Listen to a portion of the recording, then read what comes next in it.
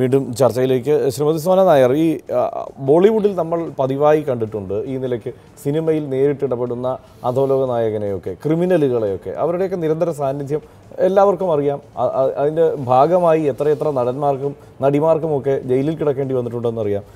അതിന് സമാനമായി ക്രിമിനലുകൾക്ക് വളരെ സജീവമായി ഇടപെടാവുന്ന ഒരു അന്തരീക്ഷം സംസ്ഥാനത്തെ സിനിമാ മേഖലയിലുമുണ്ടോ? അപ്പോൾ ഇങ്ങനെ ഒരു അവസ്ഥയാണെന്നുണ്ടെങ്കിൽ അതിനധികം നാളെ വേണ്ടി വരില്ല എന്ന് തോന്നുന്നു. അപ്പോൾ ഈ ഒരു ചർച്ചയിൽ നിന്നും എനിക്ക് മനസ്സിലായത്, കാരണം ഇതിനകത്ത് സിനിമാ മേഖലയിൽ പ്രവർത്തിക്കുന്ന ഒരുപാട് പേർക്ക് ഒരു ക്രിമിനൽ സ്വഭാവമുണ്ട് എന്ന് മൊത്തത്തിൽ പറയുന്ന, അല്ലെങ്കിൽ മൊത്തത്തിൽ ആക്ഷേപിക്കുന്ന ഒരു എന്താ പറയുക, ആ ഒരു ഘട്ടത്തിലേക്കാണ് എനിക്ക് തോന്നുന്നു ഈ ചർച്ച വന്നേക്കുന്നതെന്ന്. കാരണം വളരെ വിരളം ആൾക്കാരുണ്ടാകാം.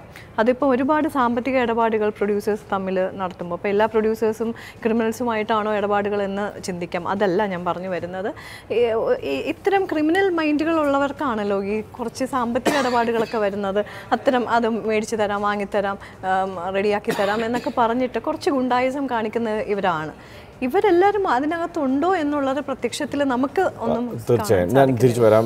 ഇപ്പോൾ നിർമ്മാതാവ് ശ്രീ സുരേഷ് കുമാർ കൂടി നമ്മോടൊപ്പം ചേരുകയാണ്. ശ്രീ സുരേഷ് കുമാർ, അങ്ങേയറ്റം ദുഃഖകരമായ ഒരു സംഭവമാണ് ഉണ്ടായിരിക്കുന്നത്. എങ്കിലും ആ നടിയുടെ ആ ഒരു ആർജവത്തെ, ഇത് ഒരു കേസുമായി മുന്നോട്ട് പോകാമെന്നുള്ള നിലപാടിനെ പ്രകീർത്തിച്ചുകൊണ്ട് തന്നെയാണ് ഈ ചർച്ച മുന്നോട്ട് പോകുന്നത്.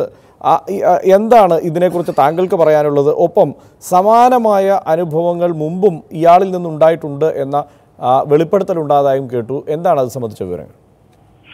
അല്ല, ഇതിപ്പോ നമ്മള് സിനിമാ ഇൻഡസ്ട്രിയിൽ ഇത് ആദ്യത്തെ ഒരു അനുഭവമാണെന്നാണ് എനിക്ക് തോന്നുന്നത് ഇങ്ങനൊരു പ്രശ്നം ഉണ്ടായത്.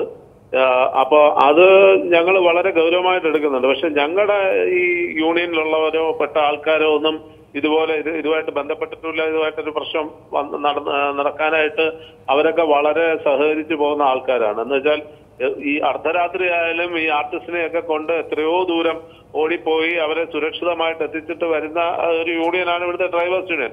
അവരുടെ പുറത്തൊന്നും ഇതിന്റെ കാര്യങ്ങൾ ഒരിക്കലും അവരെ ഒരു സംശയത്തിന്റെ നിഴലിൽ പോലും നിർത്താനൊക്കില്ല. ഇത് നടത്തിയിരിക്കുന്നത് ഗുണ്ടായുസമാണ്, ചില ഗുണ്ടകളാണ്. ഇവർക്ക് സിനിമയുമായിട്ട് ബന്ധമുണ്ട്. ഇവര് അവിടെ 2-3 പേരുടെ, നമ്മുടെ സിനിമയുമായിട്ട് ബന്ധപ്പെട്ട 2-3 പേരുടെ ഡ്രൈവറായിട്ട് വർക്ക് ചെയ്തിട്ടുള്ള ആളാണ് ഈ സുനി എന്ന് പറയുന്നത്. പ്രസിദ്ധ നിർമ്മാതാവ് നമ്മുടെ ജോണി സാഗരിയുടെ കൂടെ ഇയാള് വർക്ക് ചെയ്തിട്ടുണ്ട്. ജോണിയുടെ ഒരു പടത്തിന് പോകുമ്പോഴാണ് ഞാൻ നേരത്തെ അത് ഞങ്ങളാരും അതൊന്നും വെളിപ്പെടുത്താൻ പോയില്ല.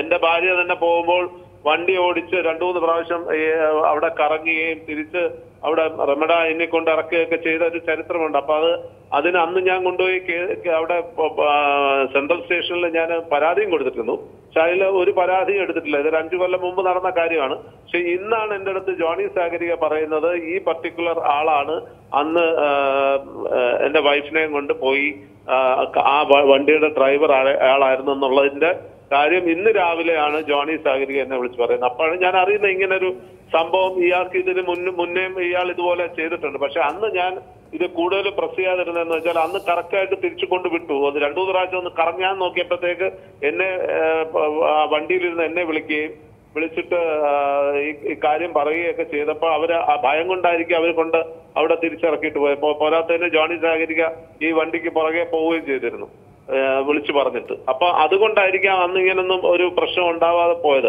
പക്ഷെ പോലീസ് അന്ന് ഇത് ശരിക്കും നടപടി എടുത്തിരുന്നെങ്കിൽ ഇങ്ങനൊരു ഭാവിയിൽ ഇങ്ങനൊരു ഇതുപോലെ പ്രശ്നങ്ങൾ ഉണ്ടാവില്ലായിരുന്നു.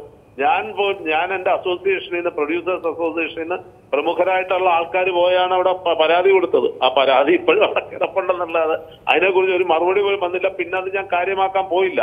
എന്നുവെച്ചാൽ വേറെ പ്രശ്നങ്ങളൊന്നും ഉണ്ടാവാത്തതുകൊണ്ട് കാര്യമാക്കാൻ പോയില്ല. അപ്പൊ ഇതുപോലൊരു ടീം അവിടെ പ്രവർത്തിക്കുന്നുണ്ടെന്നുള്ളത് 100%. അപ്പൊ ഇതിന് ചെയ്യേണ്ടത് പോലീസ് കൂടുതൽ ജാഗ്രതയോടുകൂടി കാര്യങ്ങൾ ചെയ്യേണ്ട ആവശ്യം, വളരെ കാര്യമായിട്ട് ചെയ്യേണ്ട ഒരു ആവശ്യമുണ്ട് ഇപ്പോ.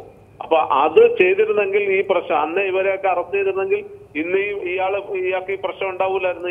ഈ നമ്മുടെ പ്രമുഖ ആയിട്ടുള്ള നമ്മുടെ വേണ്ടപ്പെട്ട കുട്ടിയാണ്. ആ കുട്ടിക്കൊക്കെ ഇങ്ങനെ പ്രശ്നം വരിക എന്ന് നമുക്കൊക്കെ വളരെ സങ്കടമുള്ള കാര്യമാണ്. അങ്ങനെ ഉണ്ടാവൂലായിരുന്നു. അത് സമയത്തിന് ചെയ്യാതെ ഇരുന്നുകൊണ്ടാണ് ഇന്ന് 5 കൊല്ലം കഴിഞ്ഞിട്ട് ഇങ്ങനെ ഒരു പ്രശ്നം ഉണ്ടാവുന്നത്. തീർച്ചയായും അത് ഞെട്ടിക്കുന്ന വിവരം തന്നെയാണ്. അയാൾ തന്നെയാണ് ഈ കേസിൽ ഉൾപ്പെട്ടിരിക്കുന്നത് എന്ന് പറഞ്ഞാൽ അത് ഈ സിസ്റ്റത്തിന്റെ അങ്ങേയറ്റത്തെ പരാജയം തന്നെയാണ്. ശ്രീ രാജ്മോഹൻ ഉണ്ണിത്താൻ 5 വർഷം ഈ സർക്കാരിനെ കുറ്റം പറഞ്ഞിട്ട് കാര്യമില്ല. 5 വർഷം മുമ്പ് കൊടുത്ത പരാതിയിൽ ഇതാണ് സംഭവിച്ചിരിക്കുന്നത്. അയാളാണ് ഇപ്പോൾ ഈ വലിയ ഈ ക്രൂരകൃത്യത്തിന് നേതൃത്വം കൊടുത്തിരിക്കുന്നത്. അല്ല, മാറി മാറി വരുന്ന സർക്കാരുകളെ അല്ലല്ലോ നമ്മൾ ഇപ്പോൾ ഇതിൻ്റെ മനുഷ്യനുണ്ടായ കാലം തൊട്ട് കുറ്റം ചെയ്യാനുള്ള വാസന അവനിൽ അന്തർലീനമാണ്. കുറ്റം ചെയ്യുന്ന ഒരു വ്യക്തിയോടുള്ള ഒരു ഗവൺമെൻറ് സമീപനം, അതാണ് നമ്മളിവിടെ ചർച്ച ചെയ്യുന്നത്. ആര് ഭരിക്കും, അതിപ്പോൾ ഏത് ഗവൺമെൻറ് കേരളം ഭരിച്ചാലും ഇത്തരം കുറ്റങ്ങൾ ആര് ചെയ്യുന്നോ അവരുടെ പേരിൽ കർശനമായ നടപടി സ്വീകരിക്കണം. ഗവൺമെൻറ്റിൻ്റെ നിറവും മുഖവും നോക്കിയിട്ടാണോ നമ്മൾ അഭിപ്രായം പറയുന്നത്? ഏത് ഗവൺമെൻറ്റാണോ നടപടി സ്വീകരിക്കാത്തത് ആ ഗവൺമെൻറ്റിനെ പ്രതിക്കൂട്ടിൽ നിർത്തുക തന്നെ വേണം, ഏത് ഗവൺമെന്റ് ആയാലും. അല്ലാതെ അത്തരം ഗവൺമെന്റുകളെ സുരേഷ് കുമാർ സുരേഷ് കുമാർ വെറും ഒരു പ്രൊഡ്യൂസർ അല്ല, അദ്ദേഹത്തിന് ഒരുപാട് സാമൂഹ്യ ബന്ധങ്ങളുള്ള ഒരു വ്യക്തിയാണ്. അദ്ദേഹം ഒരു പരാതി കൊടുത്തിട്ട് ആ പരാതിയിൽ സ്റ്റിക്ക് ഓൺ ചെയ്തില്ല എന്ന് അദ്ദേഹം തന്നെ പറയുന്നു. അങ്ങനെ ഒരു പരാതി അവിടെയുണ്ട്, സ്റ്റേഷനിൽ ഒരു പരാതി എത്തിയിട്ടുണ്ട്. പരാതി കൊടുത്തത് ശ്രീ സുരേഷ് കുമാർ ആണെന്ന കാര്യത്തിൽ സംശയമൊന്നുമില്ലല്ലോ. അത് അപ്പോൾ തന്നെ അറിയുകയും ചെയ്യാം. എന്നിട്ടും ഒരു നടപടി ഉണ്ടായിട്ടില്ല എന്നത് ഈ സിസ്റ്റത്തിന്റെ വലിയ പരാജയമാണ്. തീർച്ചയായിട്ടും നമ്മൾ ഒരു കാര്യം കൂടി മനസ്സിലാക്കണം. ഏത് കാലഘട്ടത്തിലായാലും ആര് പരാതി കൊടുത്താലും പരാതിക്കാരൻ അതിൻ്റെ പിറകെ പോയെങ്കിൽ അല്ലാതെ ഒരു കാര്യവും ഇവിടെ നടക്കത്തില്ല. ഏത് ഗവൺമെൻറ് ഭരിച്ചാലും പരാതി കൊടുക്കുകയും പരാതിയുടെ അടിസ്ഥാനത്തിൽ ബന്ധപ്പെട്ട ആളുകളുമായി പോയി അവരെ കണ്ട് ആ പരാതി പ്രൊസീഡ് ചെയ്യാൻ ആവശ്യമായ നടപടികൾ പരാതിക്കാരൻ്റെ ഭാഗത്തു നിന്നുണ്ടാകണം.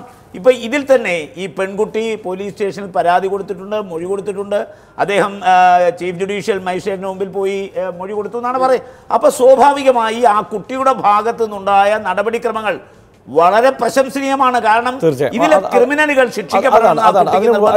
ശ്രീ സുരേഷ് കുമാറിലേക്ക് ഒരിക്കൽ കൂടി. ശ്രീ സുരേഷ് കുമാർ, ഇവിടെ അല്പം മുമ്പ് ഈ ചർച്ചയുടെ തുടക്കത്തിൽ താങ്കൾ കേട്ട് കാണില്ല, ചർച്ചയുടെ തുടക്കത്തിൽ എല്ലാവരും വിലയിരുത്തിയ ഒരു കാര്യം, സിനിമാ നടിമാർ പ്രത്യേകിച്ച് ഈ നിലയ്ക്കൊക്കെ വലിയ പ്രതിഫലം പറ്റുന്ന വലിയ നിലയിൽ പ്രവർത്തിക്കുന്ന സിനിമാ നടിമാരൊക്കെ വലിയ സുരക്ഷിതത്വത്തിലാണ് ആ സെറ്റിൽ കഴിയുന്നത് എന്നും ആ നിലയ്ക്ക് യൂണിറ്റ് അനുവദിക്കുന്ന വാഹനമൊക്കെ അത്ര ഉത്തരവാദിത്വത്തോടെ ഉള്ളതാണെന്നും അവരുടെ ഡ്രൈവർമാരെല്ലാം എല്ലാ തരത്തിലും ഈ യൂണിറ്റുമായി ബന്ധമുള്ളവരാണ് എന്നുമൊക്കെയാണ്. മാത്രമല്ല അവരുടെ ഭാഗത്തു നിന്ന് എന്തെങ്കിലും തരത്തിലുള്ള ഒരു പിശകുണ്ടായാൽ പിന്നീട് ഒരിക്കലും അവർക്ക് സിനിമാ മേഖലയിൽ പണിയെടുക്കാൻ കഴിയില്ല എന്ന വിലയിരുത്തൽ പോലും ഇവിടെ ഉണ്ടായി. അങ്ങനെ നോക്കിയാൽ ആ വിലയിരുത്തലുകൾ മുഴുവൻ പൂർണ്ണമായും തെറ്റായിരുന്നു എന്ന് വേണം താങ്കളുടെ ഈ വാക്കുകളിൽ നിന്ന് മനസ്സിലാക്കാൻ. കാരണം എല്ലാവരും മനസ്സിലാക്കിയിരിക്കുന്നതല്ല യഥാർത്ഥത്തിൽ സിനിമാ മേഖലയിലും സംഭവിക്കുന്നത്. ഈ താങ്കളുടെ ഭാര്യയ്ക്കുണ്ടായ അനുഭവം ആ നിലയ്ക്ക് റിപ്പോർട്ട് ചെയ്യപ്പെട്ടതാണ്, പരാതി ഉണ്ടായതാണ്. ജോണി സാഗരികയെ പോലുള്ള ഒരു നിർമ്മാതാവിനറിയാം, താങ്കളെ പോലുള്ള ഒരു പ്രമുഖ നിർമ്മാതാവിൻ്റെ ഭാര്യയ്ക്കാണ് ആ അനുഭവം ഉണ്ടായിരിക്കുന്നത്. ഇതൊക്കെ ഉണ്ടായിരിക്കെ അയാൾക്ക് തുടർന്നും സിനിമാ മേഖലയിൽ, ഈ പൾസർ സുനിക്ക് തുടർന്നും സിനിമാ മേഖലയിൽ പ്രവർത്തിക്കാനുള്ള അവസരം ഉണ്ടാകുന്നുണ്ട് എങ്കിൽ അത്ര സുരക്ഷിതമല്ല സിനിമാ മേഖല എന്നതല്ലേ വാസ്തവം?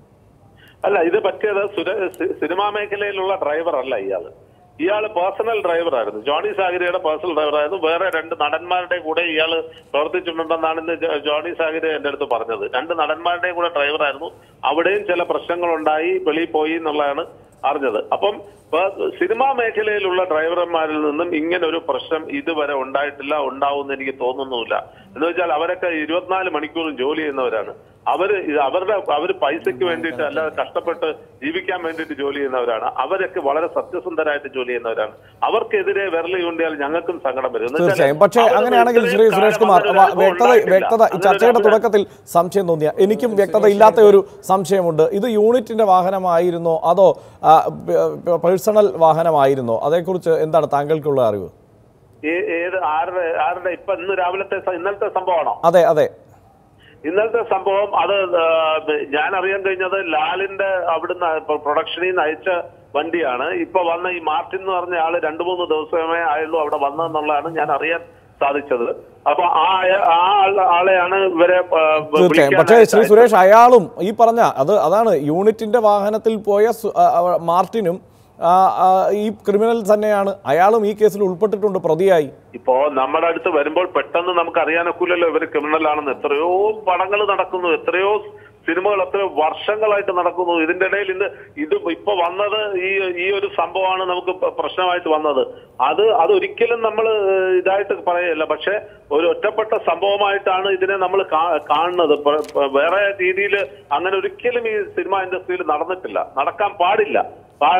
ഇതിനു മുമ്പ് ഞാൻ പറഞ്ഞത് അതും ഇതുപോലെ ഒരു ടെമ്പോ ട്രാവലർ ആയിരുന്നു കൊണ്ടുവന്നത്. 5 വർഷം മുമ്പ് ഞാൻ പറഞ്ഞത് ടെമ്പോ ട്രാവലർ കൊണ്ടുവന്ന് ഇവരെ കൊണ്ടുപോയി ലേക്ക് ഷോറിന്റെ അവിടെ കഴിഞ്ഞാണ് റമഡ ഹോട്ടലിൽ എത്തുന്നതിന് ലേക്ക് ഷോറിന്റെ അവിടെ വന്നിട്ട് വീണ്ടും കറങ്ങി തിരിച്ചുപോയി വൈറ്റില വന്ന് 2-3 പ്രാവശ്യം കറങ്ങിയപ്പോഴാണ് എന്നെ വിളിക്കുകയും ഞാൻ അവിടുന്ന് വീണ്ടും ജോണി സാരിയെ വിളിക്കുകയും ജോണി സാരിയെ വണ്ടി എടുത്ത് തിരിച്ചു പോവുകയും ചെയ്തിട്ട് ഇവര് റമഡ ഇന്നിന്റെ നടയെ കൊണ്ടുവന്ന് വിട്ടിട്ട് പോയി. അവിടാണ് റൂം എന്ന് പറഞ്ഞത്. പക്ഷെ അവിടെ അല്ലായിരുന്നു റൂം, അവിടെ റൂമും ഇല്ല.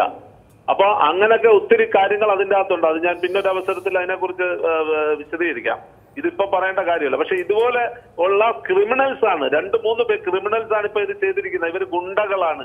ഈ ഗുണ്ടകളെ നമ്മൾ എത്രയും പെട്ടെന്ന് പിടിച്ച് അകത്താക്കുക. ഇതിന്റെ അകത്ത് കുറെ ഇങ്ങനെയുള്ള ഗുണ്ടകളെ പോലീസാണ് ഇതിന്റെ അകത്ത് കൂടുതൽ ജാഗ്രത പാലിക്കേണ്ടത്. ഇപ്പൊ നമ്മൾ ഗവൺമെന്റിനെ ആരെ കുറ്റം പറയാനൊക്കില്ല. ഒരു ഗവൺമെന്റ്, ഇതിന് മുമ്പുള്ള ഗവൺമെന്റിനെ ഇപ്പോഴുള്ള ഗവൺമെന്റ് എല്ലാ കാലത്തും എന്ത് ചെയ്യണം, ഈ ഗുണ്ടകളും പോലീസുമായിട്ടുള്ള ഒരു നെക്സസ്, അതായത് വലിയ തലപ്പത്തുള്ളവരല്ല, താഴേക്കിടയിലുള്ള ആൾക്കാരാണ്. അല്ലെങ്കിൽ ഞാൻ കൊടുത്ത പരാതിയുടെ പുറത്ത് അയാളെ പിടിക്കുകയോ കാര്യങ്ങളോ ചെയ്ത, അല്ലെങ്കിൽ ഒന്നുമില്ല അവൻ കൈക്കൂലി കൊടുത്തിട്ട് ഓടിപ്പൊക്കാണും, അല്ലെങ്കിൽ അത് ഒതുക്കി കാണും. അതാണ് നടക്കുന്നത്. ഇവിടെ എപ്പോഴും നടക്കുന്ന താഴേക്കിടയിൽ പ്രശ്നങ്ങൾ ഉണ്ടാവുന്നുണ്ട്. അതാണ് പിന്നാലെ നിന്നില്ലെങ്കിൽ ഒരു കേസിനോട് പോലീസിന്റെ സമീപനം ഇതാണ്. ശ്രീ ജോർജ് ജോസഫ്, ഇതാണ് ഏറ്റവും വലിയ ദുരവസ്ഥ. ഇയാൾ ഒരു ക്രിമിനലാണ്, അയാളെ കൃത്യമായി ചൂണ്ടിക്കാണിച്ചു കൊടുത്തതാണ് ശ്രീ സുരേഷ് കുമാർ. അന്ന് ആ നടപടി ഉണ്ടായിരുന്നെങ്കിൽ ഒരുപക്ഷെ സിനിമാ മേഖലയിൽ ഇയാൾക്ക് പിന്നീട് ഈ നിലയ്ക്കൊരു കുറ്റകൃത്യം ചെയ്യാൻ കഴിയുമായിരുന്നില്ല. അല്ല, പോലീസിന് അത് പൊതുജനങ്ങൾ മനസ്സിലാക്കണം. ഒരു പെറ്റീഷൻ എഴുതിക്കൊണ്ട് കൊടുത്തു പോയിട്ട് അത് പോലീസ് നടപടി എടുക്കില്ല. ഒരു കേസ് FIR രജിസ്റ്റർ ചെയ്തെങ്കിലും മാത്രമേ നിയമപരമായി കാര്യങ്ങൾ മുന്നോട്ട് പോകുള്ളൂ. എല്ലാ മനുഷ്യനും ഓരോ പെറ്റീഷൻ എഴുതി പോലീസ് സ്റ്റേഷനിൽ കൊണ്ട് ഇട്ടിട്ട് അങ്ങ് പോകും. അത് പോലീസിൻ്റെ ജോലിയാണെന്ന് എനിക്ക് തോന്നുന്നില്ല. അതൊക്കെ അന്വേഷിക്കുമെന്നല്ലാതെ നിയമപരമായ നടപടി എടുക്കാനായിട്ട് പോലീസ് തുനിയണമെങ്കിൽ FIR എടുക്കണം. അത് അവിടെ വെയിറ്റ് ചെയ്ത് മൊഴി കൊടുത്ത് ഒപ്പിട്ട് കൊടുക്കണം. അതിന് പൊതുജനങ്ങൾ തയ്യാറായാലും നമ്മൾ എന്ത് ചെയ്യാൻ നോക്കും? പോലീസിൻ്റെ ഒരു കാര്യമുണ്ട്, പോലീസിൻ്റെ ചില കാര്യങ്ങളൊക്കെ തട്ടിപ്പ് തന്നെയാണ്. പിങ്ക് പോലീസ് ഒരാവശ്യമില്ലാത്ത കാര്യമാണ്. ജനമൈത്രി പോലീസ് എന്തിനാണ് ഇതൊക്കെ വെച്ചിരിക്കുന്നത്? ഓരോ പോലീസ് സ്റ്റേഷനിലും ഓരോ SHOയെ അല്ലെങ്കിൽ സബ് ഇൻസ്പെക്ടറെ പോസ്റ്റ് ചെയ്തിട്ടുണ്ട്. ഞങ്ങളൊക്കെ ജോലി ചെയ്ത് അങ്ങനെയാണ്. ആ ലിമിറ്റിന് എന്ത് പ്രശ്നം ഉണ്ടായാലും ശരി ഞാൻ സമാധാനം പറയണം. പക്ഷേ ഇതിന്റെ എണ്ണം കൂടി വരികയായിരുന്നു എന്നതാണ് പ്രശ്നം. ഇല്ലില്ല, അത് SIമാരെ കൺട്രോൾ ചെയ്ത് അവരുടെ ഉത്തരവാദിത്തം അവർ ഫിക്സ് ചെയ്ത് അവരെ 100 സ്ഥലത്ത് ജോലിക്ക് വേണ്ടി ഇവരെല്ലാം IG മറ്റവരൊക്കെ എടുത്തുകൊണ്ട് പോകും. ഒരു പോലീസ് സ്റ്റേഷൻ 24 മണിക്കൂർ അവൈലബിൾ ആയിരിക്കണം. SI ആര് വന്നാലും അയാൾ ഉണ്ടായിരിക്കണം. നമ്മൾ ചെന്നാൽ കാണത്തില്ലല്ലോ. ഞങ്ങളൊക്കെ അങ്ങനെയാണ് വന്നത്. അവിടെ ഒരു ഈച്ച പറഞ്ഞാൽ ഞാൻ അറിയും. പക്ഷേ പെറ്റി എഴുതാനായി അതൊക്കെ മാറണം. SHO എന്ന് പറയുന്ന ആൾ പോലീസ് സബ് ഇൻസ്പെക്ടർ അഡീഷണൽ SIമാരൊക്കെ ചെയ്തോട്ടെ. അയാൾ 24 മണിക്കൂർ പൊതുജന സേവനത്തിന് അവിടെ കാണണം. അതാരും തയ്യാറാകില്ല. അങ്ങനെയാണ് അവർ പോലീസിനെ കൺട്രോൾ ചെയ്യേണ്ടത്. ഏത് സർക്കാർ വന്നാലും ശരി അങ്ങനെ പോകണം മുന്നോട്ട്. തീർച്ചയായും ചിന്ത, ഇത് നേരത്തെ സുരേഷ് കുമാറിന്റെ വെളിപ്പെടുത്തൽ കേട്ടല്ലോ. അത് ഒരു പരാതി ഉണ്ടെങ്കിൽ അതിൻ്റെ പിന്നാലെ നിൽക്കണമെന്നുള്ള അവസ്ഥയുണ്ടായതുകൊണ്ടാണ്. ഇയാളൊരു ക്രിമിനലാണ്, 13 കേസുകളിലെ പ്രതിയാണ് മുമ്പ്. ഈ സുരേഷ് കുമാറിൻ്റെ കേസ് കൂടി ഉണ്ടായിരുന്നെങ്കിൽ 14 കേസുകളിലെ പ്രതിയായനെ അയാൾക്ക് ഇനിയും ഇവിടെ പരിലസിക്കാനുള്ള ഒരു സാഹചര്യമുണ്ട് എന്ന് തന്നെ നമ്മൾ വിശ്വസിച്ചു വേണോ ചർച്ച അവസാനിപ്പിക്കാൻ? ഒരിക്കലും അല്ല. കാരണം വളരെ നിർഭാഗ്യകരമായ സംഭവമാണ് ഉണ്ടായിരിക്കുന്നത്. അപ്പം ഈ ഒരു സംഭവം ഉണ്ടായതോടുകൂടി ഇത്തരം മേഖലയ്ക്കകത്ത് എത്രമാത്രം സുരക്ഷിതയല്ല സ്ത്രീ എന്നുള്ളത് കൂടി വെളിപ്പെടുകയാണ്. അതിപ്പോൾ കേവലമായി സിനിമാ മേഖല മാത്രമല്ല ഞാൻ സൂചിപ്പിക്കുന്നത്. കേരളത്തിൽ വിവിധ ഭാഗങ്ങളിലായി തൊഴിലെടുക്കുന്ന സ്ത്രീകൾ, ഇപ്പോൾ തൊഴിലിടം പോയിട്ട് സ്വന്തം വീട്ടിൽ പോലും സ്ത്രീ സുരക്ഷിതയല്ലാത്ത വാർത്തകൾ പുറത്തു വരികയാണ്. അപ്പോൾ ക്രിമിനൽ സ്വഭാവമുള്ള മനുഷ്യർ ഇത്തരം മേഖലയിലേക്ക് കടന്നു വരുമ്പോൾ അവരുടെ ഹിസ്റ്ററി കൃത്യമായി മനസ്സിലാക്കിക്കൊണ്ട് മാത്രമേ അവരെ തൊഴിലിടങ്ങളിൽ പ്രവേശിപ്പിക്കുവാൻ പാടുള്ളൂ. ഇത്തരം കേസുകൾക്കകത്ത് പോലീസിൻ്റെ ഭാഗത്തു നിന്നും അലംഭാവം ഉണ്ടാകുവാൻ പാടില്ല. കേവലമായി സാർ ഇവിടെ സൂചിപ്പിച്ചതിൽ നിന്നും വ്യത്യസ്തമായ അഭിപ്രായം എനിക്കുണ്ട്. കേവലമായ പരാതി കൊടുത്താൽ പോലും ഇത്തരത്തിലുള്ള വിഷയങ്ങളാണെങ്കിൽ അതേ ഗൗരവത്തോടു കൂടി പോലീസ് അത് ഏറ്റെടുക്കണം. എഫ്ഐആർ ഇടുന്നെന്ന് പറയാൻ ഇവിടുത്തെ സാധാരണക്കാർക്ക് അറിയില്ല. നമ്മൾ ഈ സിസ്റ്റത്തിന്റെ ഉത്തരവാദിത്തത്തെക്കുറിച്ചെല്ലാം വാചാലരാകുമ്പോൾ തന്നെ ഓരോ വ്യക്തിക്കും ഓരോ ഉത്തരവാദിത്വം കൂടിയുണ്ട്. കാരണം ഇയാളൊരു പേഴ്സണൽ ഡ്രൈവറായി ഇരിക്കുന്നയാളാണ്. അയാൾ ആദ്യം 2 നിർമ്മാതാക്കളുടെ പേഴ്സണൽ ഡ്രൈവറായിരുന്നു, അവിടെ അയാൾ കുഴപ്പമുണ്ടാക്കി. 2 നടന്മാരുടെ പേഴ്സണൽ ഡ്രൈവറായിരുന്നു, അവിടെ കുഴപ്പമുണ്ടാക്കി. അവിടെ നിന്നൊരു നിർമ്മാതാവിൻ്റെ പേഴ്സണൽ ഡ്രൈവറായി, അയാളും അവിടെ നിന്നും കുഴപ്പമുണ്ടാക്കി. ആ കുഴപ്പമാണല്ലോ ഇപ്പോൾ സുരേഷ് കുമാർ പറഞ്ഞത്. അവിടെ നിന്ന് വീണ്ടും നടിമാരുടെയും നടന്മാരുടെയും ഒക്കെ പേഴ്സണൽ ഡ്രൈവറായി പോകുന്ന ഒരു സാഹചര്യം ഉണ്ടെങ്കിൽ തീർച്ചയായും അത്തരം ക്രിമിനലുകളെ മാറ്റി നിർത്തേണ്ടത് ഓരോരുത്തരുടെയും ഉത്തരവാദിത്വമാണ്, ആ മേഖലയിൽ നിൽക്കുന്നവരുടെയും ഉത്തരവാദിത്തമാണ്. വളരെ നന്ദി ശ്രീ രാജ്മോഹൻ ഉണ്ണിത്താൻ, ശ്രീ ജോർജ് ജോസഫ്, ശ്രീമതി സോന നായർ, ചിന്താ ജെറോം, ശ്രീമതി തനുജ ഭട്ടതിരി, ശ്രീ സുരേഷ് കുമാർ ഈ ചർച്ചയിൽ പങ്കെടുത്തതിന്. ഇനി ചോദ്യം ഉത്തരം.